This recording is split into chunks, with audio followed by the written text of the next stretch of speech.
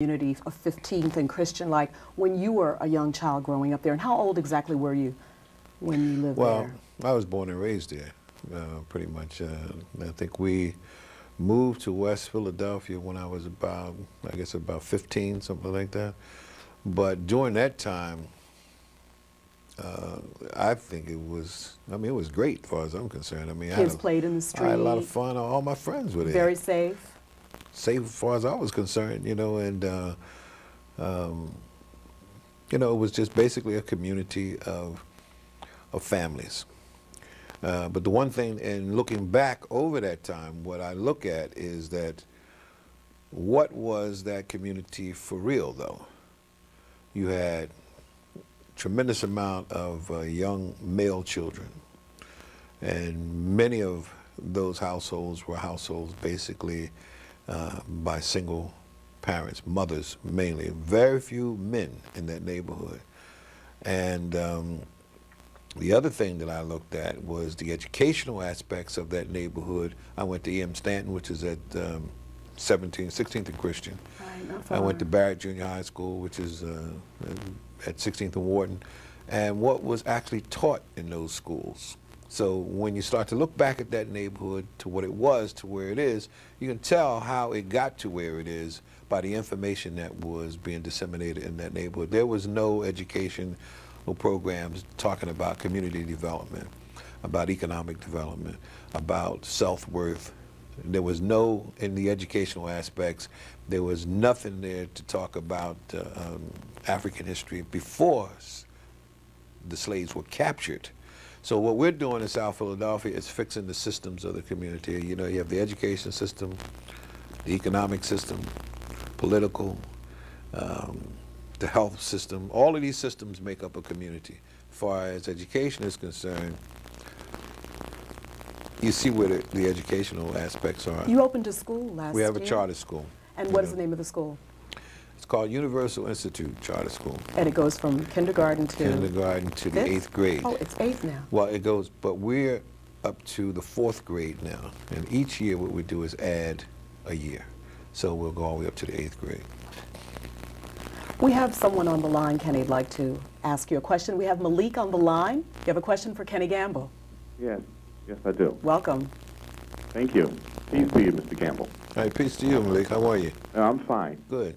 I met you before some years ago. Of course, I didn't know who you was at that particular time, and so I've been seeing you on a TV program here.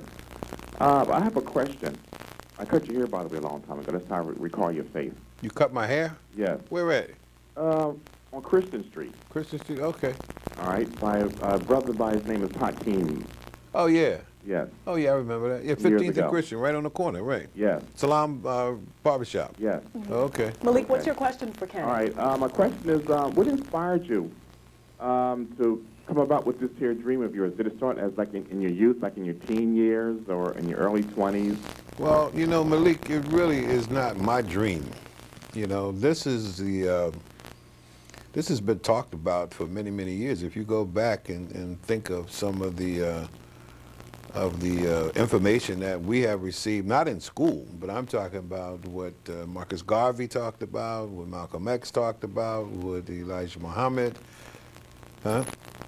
And you want me to say something? No. No, but these, no, I thought you were saying something. But these are, they talked about our community being self-sustaining and independent. And that's what's inspiring me is the having a community that's independent, and also to think of the next generations. What are they going to do?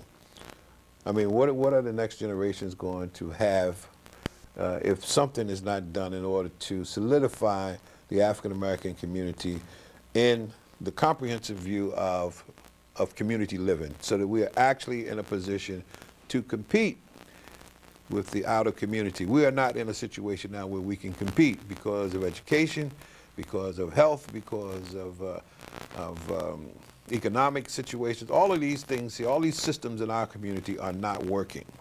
So what we're doing with Universal, we're making an attempt to deal with education and economic development. Because with those two issues, you can pretty much resolve all the issues that face our community. Malik, thank you for your question. We appreciate it. Kenny, you had a very interesting role last year in the Republican National Convention that, of course, was hosted here in Philadelphia. You also had Newt Gingrich, and you had dialogue with the Republican Party. Tell me why and how has that relationship developed for Universal Well, Community much of Homes? what we are doing is, and much of everything that happens in this society is pretty much public-private partnerships. And by that I mean that most of the buildings, I mean, just like here lately, the thing that would be very recent in the audience's mind is the stadiums, where the city was supposed to put X amount of dollars in. The owners of the stadium would put X amount of dollars in, so forth, whatever. But it was public-private partnerships. So we are involved in those public-private partnerships where in the rebuilding of a community, in the sustaining of the community, you have to have government involved, city government, state government, and the federal government. But it has to be some type of leadership. And one of the reasons why the African-American community is in the shape that it's in is because of the lack of leadership. There has not been any leadership to deal and put together the kind of business arrangements with the public sector and to increase the amount of productivity in the African American community. As it relates to the Republican convention, which was your question, I wanted to support them because they were coming to Philadelphia.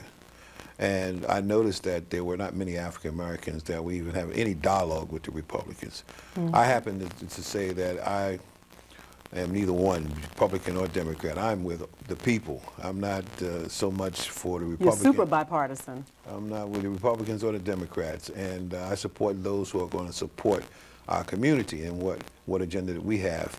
And so in an effort to reach out to the Republicans, I was asked to do that convention and to speak at the convention. And I thought it over very, very hard. And I decided to do it. And from that, I was able to meet many of the people from the Republican Party, like Trent Lott, Stephen Goldsmith. I mean, we've met everybody in the Republican Party. And in fact, during the time of the convention, many of the delegates and many of the Republican senators and congressmen, they came by to see what we were doing in hopes, and what we're hoping is to get both Republicans and Democrats to deal with the issue of the African American community. This is not a Republican issue. It's not a Democratic issue. This is an American issue. This is something that both Republicans and Democrats need to pay attention to, something that's been needed to be dealt with for a long time. So we're not playing any kind of games with Republicans and Democrats. Right. We're playing the game for the people. By the people. Yeah. And speaking of people, we have a person online. Gary, welcome to Philly Live. Hi. You're on live with Kenny Gamble. All right. Mr. Gamble, I just want to say, first of all, I'm a big fan of yours and your music and everything that you've done in the community. And I work very closely with a man that you've helped shape, which is James Poyser. James, yeah, Oh, he's doing good now. Yeah, he just Yeah. produced the Erykah Badu album and worked with Eric Benet, Common, quite a few people. We're Yeah, proud he's of doing him. good. Yeah. Tell James to give me a break. All right. Let him go write a He song can give with me a Kenny. break now. Yeah. And I just want to ask you, what advice would you give to me as a young musician trying to get into this business, trying to make it in this career, in this industry? Frequent question from people trying to get their break. Well, and you know, foot in the door. music industry, you know, just my thought would be is to sharpen your craft so that you're the best at what you're doing.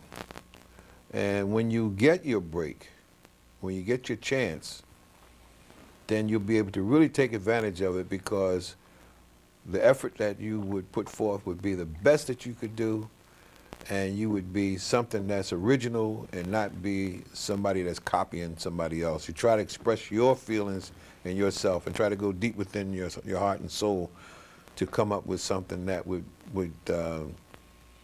connect with the people. And Gary, there's also a lot of networking opportunities in the city of Philadelphia, such as NARAS. These are the people who are better known as the Grammy people. There's opportunity for memberships and organizations like that that'll afford you the opportunity to network with other people like James Poyser and folks who are looking to collaborate. We have another caller. Bernard, welcome to Philly Live. You're on the air with Kenny Gamble. And a very pleasant good evening to you, but assalamu alaikum, alhamdulillah.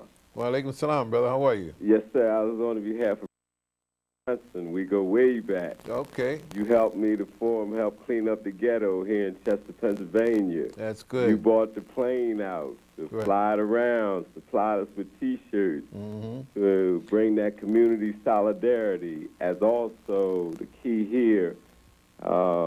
What does it take for us, I'm 50 somewhat plus. You're a young bless man. Allah. And with that, what is the ingredients that it would take for we, the black men, to stand up and be voted, be counted, for the mentorism, the soul dividing that which has placed us so separated amongst each other as black men? And I know what you're doing from your musical standpoint to where you are now. You're very spiritually instrumental in what you're doing in your community. Thank And you very hope- much for your call. Okay, let me stop. I'll get Okay, Gary, long-winded. appreciate it. The question is, what can black men do to be counted?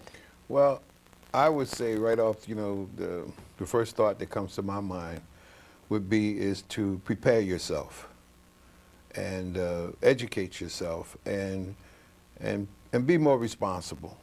Be more responsible about your responsibilities. To definitely prepare yourself and to find your hidden talents. Find the talent that you've been blessed with, so that you could become and pleased with yourself, and to love your community and love